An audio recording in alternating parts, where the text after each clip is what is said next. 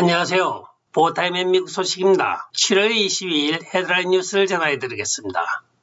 보타임의 오늘의 첫 번째 소식을 전해드리겠습니다. 미국의 주택가격이 지난 2년 동안에 40% 이상이 뛰었습니다. 그러나 최근에 모게지 레이시가 올라가고 또한 판매해야 될 집들의 재고가 늘어남에 따라 미국의 주택시장은 붕괴 바로 직전의 벼랑에 서 있습니다.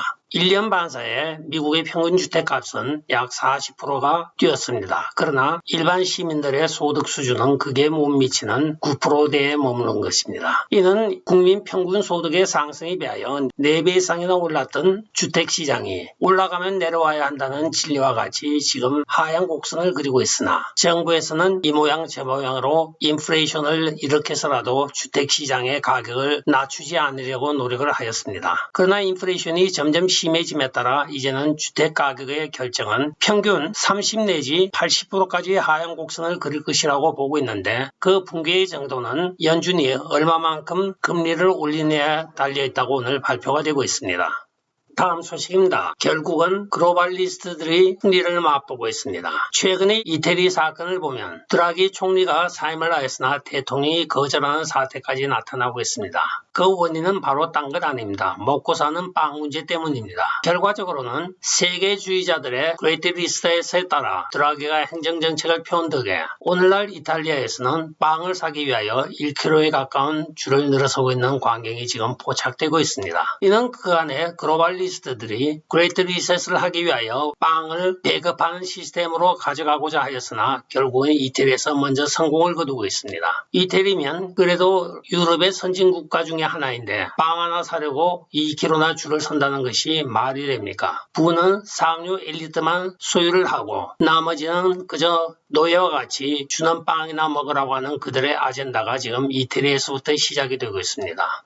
다음 소식입니다. 수요일인 7월 21일 조 바이든이 코로나 양성 반응을 일정을 소화해내고 있다고 자랑스럽게 이야기를 하고 있습니다. 그가 트윗한 내용을 들여다보면 몇몇의 의원들의 이름을 대며 그들에게 전화를 하였고 사촌에게 전화를 하였고 가족들에게 전화를 하였다고 이야기를 하고 있습니다. 그리고 경미하지만 모든 행정 업무를 잘 처리하고 있다고 하고 있는데 가만 들어보면 큰일은 하나도 한 것이 없고 대부분 주변에 있는 일가 친척들과 전화 나눈 것으로 끝나고 있습니다.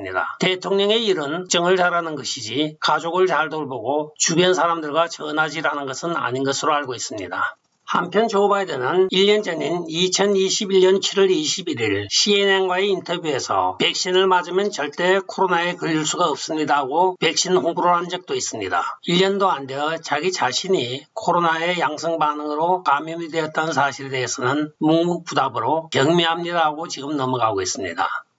다음 소식입니다. 조 바이든이 코로나 양성 반응을 보인 다음에 코로나의 심각성이 평가절하가 되고 있습니다. 이는 많은 좌파 언론과 또는 좌파 연예인들의 작품이기도 합니다. 조 바이든이 기후 연설할 때 마스크를 벗어던지고 연설을 하였고 그 이후에 많은 사람들과 이야기를 나누고 있었습니다. 2020년 12월에 도널드 트럼프 대통령이 코로나 바이러스에 걸렸을 때 이 좌파들은 도널드 트럼프 대통령을 악마, 사람을 죽이는 괴물이라고까지 표현을 하였습니다. 즉 코로나 바이러스를 가지고 왜 사람들과 악수를 하고 다니냐 하는 이런 이야기였던 것입니다. 그러나 오늘날 와서는 이 좌파들과 언론들이 조용합니다. 한편 헐리우드의 수많은 좌빨들 연예인들은 지금 입 꽉 다물고 있습니다. 한마디도 논평이 나오고 있지 않습니다. 도널드 트럼프 대통령이 걸렸었다 했을 때 그들은 개떼같이 일어나서 한두 명이 아니고 여러 수십 명이 트위터를 통하여 자기 목소리를 내었습니다. 조 바이든한테 어떤 꿀을 받았는지 꿀먹은 벙어리들이 되어 있습니다. 다음 소식입니다. 낸시 펠로시가 8월 중에 대만을 방문할 계획을 발표하자마자 중국 공산당의 시진핑 주석이 발끈하고 나섰습니다. 그러자 수요일인 7월 20일 조 바이든은 백악관에서 낸시 펠로시는 대만을 가지 말아야 한다고 공식적으로 성명을 발표하고 있습니다. 아무렴요 시진핑 두목의 이야기를 하는데 조 바이든 부하는 그 명령을 그대로 시행을 해야죠. 또 조 바이든이 말리면 낸시 펠로시는 적당한 선에서 못 가는 걸로 이야기가 됨으로써 모양새는 다 갖추고 있습니다. 결과적으로 대만만 지금 안보에 가장 큰 위협을 느끼고 있고 오직 일본만 대만을 지원한다고 하지만 미국이 대만을 지원하지 않으면 대만은 중국에 넘어가게 되어 있습니다. 다음 소식입니다. 전 미주리주 주지사인 에릭 그레이턴스가 이번 중간선거에서 민주당 상원 후보를 제치고 승리할 확률이 96%로 나타나고 있습니다. 즉 상원은 따놓은 당상이라는 소리입니다. 에릭 그레이턴스를 출마시키지 않기 위하여 미치 매코넬과 많은 라이노들을 지금 사력을 다하고 있지만 공화당 내에서 워낙 도널드 트럼프 대통령 지지도가 높은 미주리주입니다. 따라서 에릭 그레이턴스는 두 자릿수 이상으로 후보 경쟁자들을 물리치고 상원 대결에 나섰을 때 민주당 후보를 압도적으로 승리하는 것으로 나타나 96%의 승률을 확보했다고 오늘 전해지고 있습니다. 다음 소식입니다. 힐러리 클린턴이 조 바이든의 코비드 감염에 대한 소식을 듣자마자 그녀의 트윗 내용이 바뀌고 있습니다. 바로 알고와 1992년 최초로 대선에 나섰던 그 당시를 회상하며 그때 사진을 트윗을 하고 있습니다. 많은 호사가들은 힐러리 클린턴이 2024년 대선에 도전하기 위한 사전 행동을 나타내는 것이 아니냐고 의구심을 자아내고 있습니다. 다음 소식입니다. 네바다주 라스베가스 옆에 있는 후보댐 변전소의 폭발 사고가 일어났습니다. 볼드시티 경찰국의 발표에 따르면 사상자는 없는 것으로 나타나고 있으나 이 폭발 사고 원인을 지금 조사하고 있다고 전해지고 있습니다. 한편 이 후보댐 발전소는 약 40억 킬로와트를 연간 생산을 하고 있으며 이는 약 100만 명의 시민들에게 전력을 제공할 수 있는 규모이기도 합니다. 1차적인 발표에서는 변압계의 부품이 마모가 되어서 합선에 의한 폭발이라고 이야기를 하고 있으며 현재 상태로 송전이나 발전 상태는 별 영향이 없는 것으로 나타나고 있습니다. 그러나 당국에서는 혹시 테러 분자들이나 또한 불순 분자들에 의한 소행은 아닌지 하고 그쪽에도 초점을 맞추고 FBI가 수사에 나섰다고 전해지고 있습니다.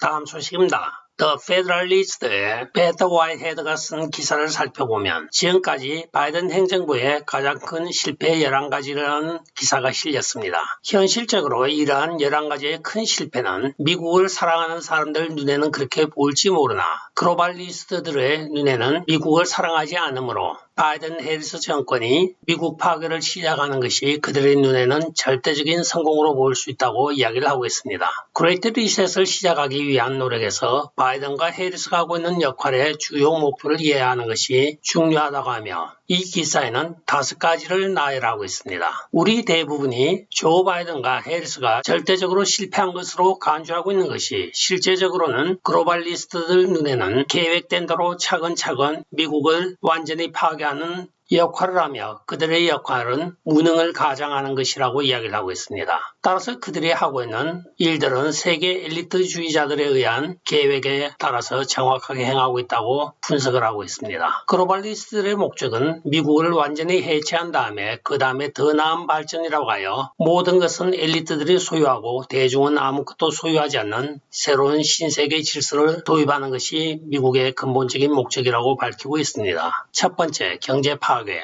두 번째는 국가 주권의 파괴, 세 번째는 미국의 젊은이들을 하나님에 대한 믿음과 성경으로부터 분리하는 일, 네 번째는 인구 감소, 다섯 번째는 아직까지 시행되지 않았지만 그들은 강제로 탄핵을 당하든가 또는 임기를 채우든가 그 다음 정권에서는 자기들의 자리가 없다는 것을 알고 강제 퇴장을 당하는 것이라고 이야기를 하고 있습니다. 바이든과 해리스의 지지율이 역대 최저로 떨어짐으로써 그들은 정치 무대에서 사라져야 된다고 하는 그 역할을 아주 잘 수행하고 있다고 기자는 폭로를 하고 있습니다.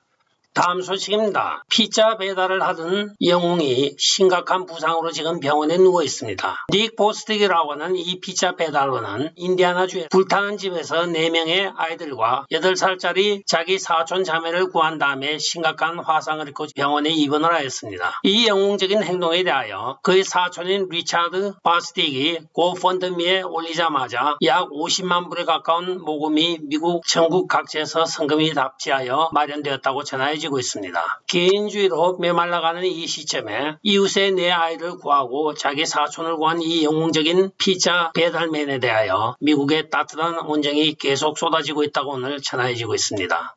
다음 소식입니다. ESPN이라고 하는 스포츠 전문 방송이 올해의 스포츠 선수로 미국에서 태어나고 미국에서 자라고 미국에서 훈련을 받은 구라고 하는 중국 혼혈 스키어 선수가 동계올림픽에서 금메달을 차지하였다고 오늘 수상을 하고 있습니다. ESPN이 약을 먹은 것도 아닌데 왜 이런지 모르겠습니다. 그녀가 따간 금메달은 중국 것입니다. 중국 소속의 선수로 전향하여 출전을 하여 금메달을 따갔는데 왜 미국에서 올해의 미국 선수라고 기념하여 수상을 하는지 알다가도 모를 일입니다. 이 에일링 우는 미국 전문 트레이너들이 붙어서 그녀를 미국 대표 선수를 키워왔습니다. 그러나 막상 동계올림픽전을 앞두고는 중국 대표 선수를 하겠다고 중국으로 건너간 것입니다. 그래야 중국 대표로 중국 유니폼을 입고 우승을 차지하였는데 결과적으로는 중국에 금메달을 안겨준 것입니다. 그녀의 행동은 사실 미국을 배신한 것으로 모든 미국 시민으로서의 권리를 박탈해야 마땅하나 ESPN은 거꾸로 그녀를 미국을 빛낸 오늘의 스포츠 선수로 수상을 하고 있는데 그 영문을 모르겠습니다.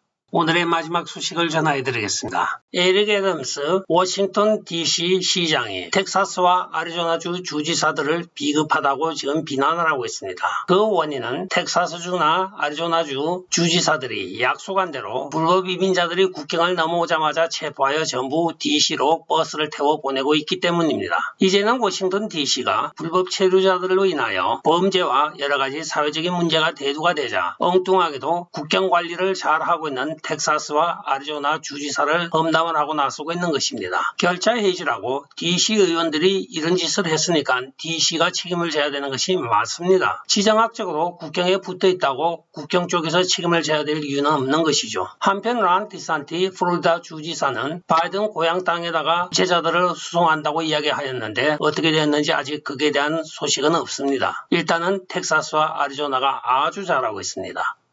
끝까지 시청해 주셔서 감사합니다. 좋아요, 구독, 알림 그리고 공유 부탁드리고 댓글 많이 부탁드리겠습니다. 안녕히 계십시오. 바이.